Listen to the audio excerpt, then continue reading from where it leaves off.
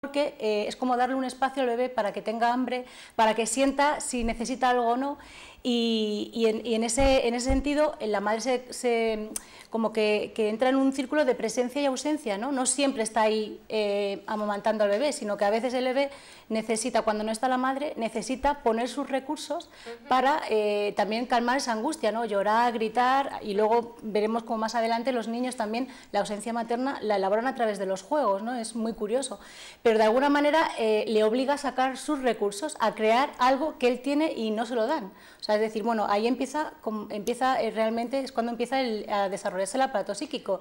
El bebé empieza a desarrollar este tipo de defensas. Es que yo no termino de... Perdóname, Belén, porque soy yo, tú lo explicas estupendamente, pero yo no termino de ver dónde está el problema. ¿El problema bueno, cuál es? Sí, pues el problema es que a veces este proceso, que es natural, sí, se trastoca, ¿no? Entonces, vemos muchas veces cómo hay madres que no esperan a que el niño tenga hambre. Y entonces, amamantan al niño, quiera o no, y además tienen como algo muy rígido en el sentido de decir, tiene que tomar estas tomas, tanta cantidad, sí, porque y no esperan... cada 3 horas, cada 4, cada... Eso es, y no esperan a saber si eso es lo que necesita el niño, porque el niño, todos los niños no son iguales, y cada niño tiene sus necesidades. Entonces, en ese punto, la madre no crea un deseo en el niño, no crea algo que necesita. Entonces estos niños también crecen, además es muy curioso cómo viendo casos con problemas de adolescentes, con este tipo de problemas, como en algún momento determinado dejan de comer porque están hartas de que se les haya de alguna manera invadido, ¿no? con la comida. Y Belén, claro, ese comportamiento de la madre, que desde luego estoy segura lo hace con toda su buena intención, para que mi hijo, bueno, pues que esté sano, que coma bien, tal, ese comportamiento a lo mejor incluso se prolonga a lo largo de la vida del niño, ¿no? Quiero decir, en otros estadios de su vida. Y en otras facetas también, en otras ¿no? facetas, claro, en otras facetas que no pueden tener nada que ver con la alimentación. Eso es, pero claro, la alimentación como punto de partida, base, pero luego son este tipo de madres que es verdad que muchas veces son por desconocimiento, y no vamos a echar ahora aquí la culpa a las madres, porque para lo bueno o para lo malo son muy importantes. Sí, por supuesto. Entonces, pero hay veces que vemos ese tipo de madres en los que no dejan de ser al niño, todo se lo dan hecho, todo no dejan un espacio. Muy protectoras, a lo mejor. Es, pero sobre todo muy invasivas, no dejan el lugar para que el niño desee. No solo el alimento, desee cualquier cosa, porque luego vemos cómo este tipo de trastornos no solo no tienen deseo, en el caso de anorexia, por no comer, sino no tienen deseo por nada, o sea, no tienen ningún proyecto de vida, o sea, no desean nada, porque nunca lo han dejado de desear. Claro, o sea, continuamente como que se han anticipado a sus necesidades sin dejarles que ellos desarrollaran pues sus propias elecciones, ¿no? De decir, bueno, pues yo quiero hacer esto, quiero hacer lo otro, claro. Me quiero ir por aquí, me quiero ir por allá. Sí, además fíjate, Pilar, que es importante pensar que también nuestro aparato psíquico se va construyendo a través de cómo manejamos las angustias, porque el bebé, como hemos dicho, es un ser muy dependiente, y entonces necesita algo para traducir todo lo que le pasa.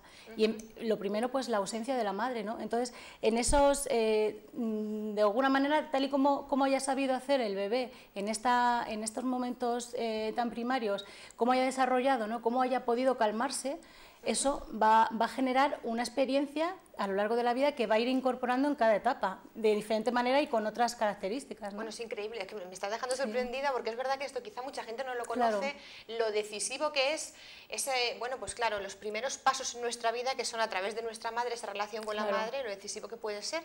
Que es, la madre además se incorpora al mundo, incorpora al mundo en el bebé, porque si no sería algo pegado, ¿no? Claro. Y también, aparte de eso, estas personas necesitan también, bueno, todos, pero en la historia clínica de estas pacientes también se ve como ha habido poca separación, ¿no? con el vínculo primario, el vínculo familiar, ¿no? Entonces, eso también es un proceso que los padres tienen que ir facilitando, ¿no? Y hablamos de madre, pero la función paterna es muy importante. Padre, hermanos, supongo que también todos tienen también, parte. pero la función materna, bueno, no solo la puede hacer la madre, ¿no? Sino alguna figura sustituta que cumpla esas funciones, igual que la paterna, ¿no? Pero el padre es muy importante también, porque de alguna manera a veces hay mujeres que se quedan muy pegados a los bebés, entonces el padre también tiene que rescatar a la mujer como mujer, no solo como madre. Claro, sí, eso es muy importante, porque es verdad que yo creo que todas las mujeres que han tenido hijos lo han experimentado, y es que sobre todo los primeros años, pues es verdad que te vuelcas mucho, bueno, es normal con tu hijo, pero eso, a veces descuidas esa otra parte que es la de tu pareja y esa parte tuya como mujer, no solo como madre, porque la mujer se convierte, se ve solamente como madre. Claro, claro. Entonces, Además, otro rol lo deja. Claro, y además este tipo de madres también son las que suelen decir, mi niño no me come, ¿no? Y además se sienten como que no solo es el rechazo al alimento, sino hacia ellas mismas, ¿no? Porque es algo que... Y en el fondo es así, es una manera que el bebé también tiene, porque es algo instintivo de poner un límite a esa madre tan invasiva, ¿no? O sea, se está forjando desde pequeñito. Sí, sí, sí. Y luego cuando llega este problema que decimos en la adolescencia, muchas veces cuando se manifiesta el tema de bulimia o anorexia, ¿veis en la consulta que existen dificultades de comunicación, de relación con la madre? Sí, eso se transforma sí, en casi ya no siempre. solamente en la alimentación, sino en una actitud un poco más hostil. Sí, además es una relación de amor-odio, ni contigo ni sin ti. Claro. Son personas que, por un lado, necesitan separarse, porque también necesitan buscar su propia identidad, y son personas tan apegadas que tienen mucho problema de identidad también, y con su sexualidad, con su feminidad. Entonces, a la vez que necesitan esa separación, como cualquier persona, ¿no? Para ser una persona adulta independiente, a la vez no pueden, porque se sienten tan inseguras, porque son personas que nunca se han puesto en contacto con su deseo, qué es lo que yo quiero, ¿no? En la vida, porque siempre ha habido alguien que ha estado ahí para... Sí, sí. Claro, no estamos aquí, como decía yo, culpabilizando a las madres, no. para nada, a las madres que son estupendas y que pues prácticamente todo lo hacen bien, pero muchas veces en ese afán de hacer bien a su hijo, pues a veces se le sobreprotege, se le quiere anticipar todo para evitarle problemas en la vida, y eso no es bueno, porque puede traer este tipo de Claro, y también hay muchas madres que en esa, sobre todo la alimentación con el niño, generan mucha ansiedad, ¿no? O sea, ansiedades que ellas tienen de su propia historia y las transmiten a su hijo. A través de la alimentación. Claro, entonces supongo que en el tratamiento, la verdad es que solo nos quedan 2 minutos, el tema es apasionante, si te parece, Belén, vamos a seguir el próximo programa. Vale. Pero antes de despedirnos, quería preguntarte yo, porque estamos hablando mucho de la madre y de cómo este problema tiene el germen en el origen, cuando el niño nace y empieza a amamantarse y a tener la relación ya fuera del cuerpo con su madre.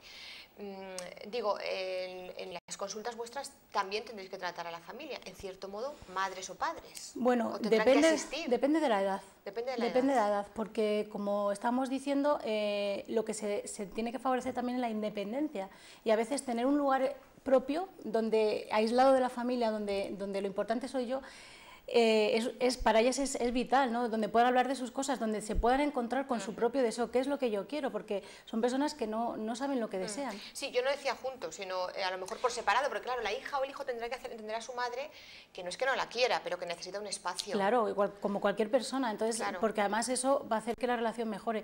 Es verdad que cuando son más, son adolescentes, pero jóvenes todavía, ¿no? En la primera adolescencia, pues quizá a lo mejor pautas, a los padres siempre les viene bien que darles pautas, ¿no? Porque a veces están muy perdidos, ¿no? Sí. Y a veces con toda la buena intención de hacer las cosas, pero también si no saben, no se puede hacer algo que uno no sabe, ¿no? Sí, que no es consciente de la importancia que tiene.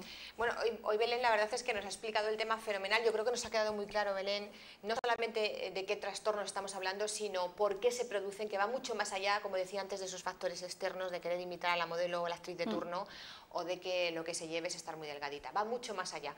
Como el tema es muy interesante, seguro que a todos ustedes les interesa, a lo mejor incluso hasta tienen algún caso cercano. Yo creo que podríamos seguir hablando de ello, Belén, en próximos programas, porque nos queda mucho por tratar, como por ejemplo qué tipo de pautas se tiene que indicar a estas personas para que salgan del problema, entre otras cosas. Sí, faltan muchas cosas. Faltan muchas cosas. Si quieres, la semana que viene continuamos. Muy bien. Muchísimas gracias. Gracias por haber estado con nosotros.